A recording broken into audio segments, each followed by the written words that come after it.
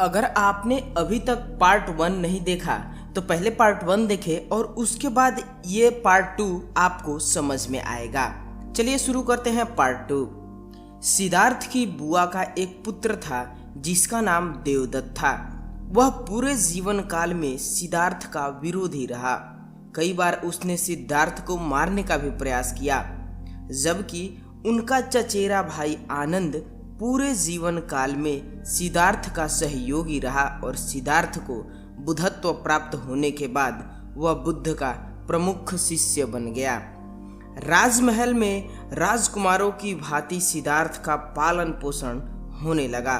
महाराज सुधोधन चाहते थे कि उनका पुत्र उत्तराधिकारी होकर चक्रवर्ती सम्राट हो, लेकिन वे इस बात से भी चिंतित रहते थे कि कहीं सिद्धार्थ घर बार न छोड़ दे।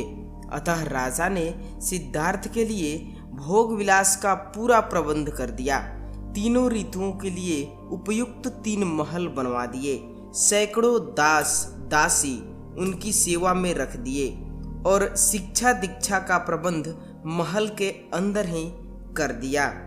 फिर भी सुधोधन ब्राह्मणों की भविष्यवाणी से सहमे हुए थे, अतः उन्होंने सिद्धार्थ का विवाह करने का निश्चय किया।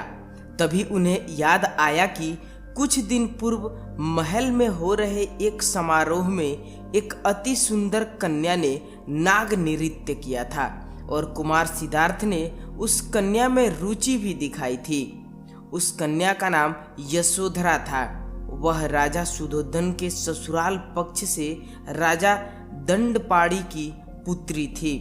राजा सुधोधन ने तुरंत राजा दंडपाणी के पास यशोधरा और सिद्धार्थ के पाणी ग्रहण का प्रस्ताव भेज दिया, लेकिन वापसी की जो सूचना आई वह सुधोधन को आहत करने वाली थी।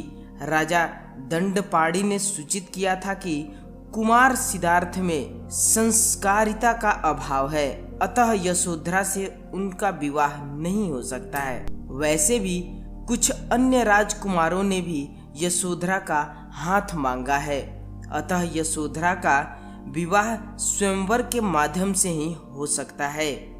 एक बार तो राजा सुधोधन चिंतित हो गए, लेकिन किसी तरह से कुमार सिद्धार्थ को स्वयंवर में भाग लेने के लिए मना लिया। उस स्वयंवर में कुमार सिद्धार्थ के प्रतिद्वंदी थे महाराज धनुर्धर अग्निदत्त, खंड विजेता नंद, अश्वारोही अर्जुन तथा पराक्रमी देवदत्त। कुमार सिद्धार्थ को इन सभी को परास्त करना था, तभी उनका विवाह यशोधरा के साथ हो सकता था। किसी तरह से सिद्धार्थ को स्वयंवर में भाग लेने से मना लिया गया। इधर कुमार सिद्धार्थ ने स्वयंवर में भाग लेने के लिए हाँ तो कह दिया था, लेकिन वे मन से विवाह के बंधन में नहीं बंधना चाहते थे। जैसे ही वे विवाह के विरोध में सोचते, वैसे ही उनके सामने 2 चेहरे आ जाते।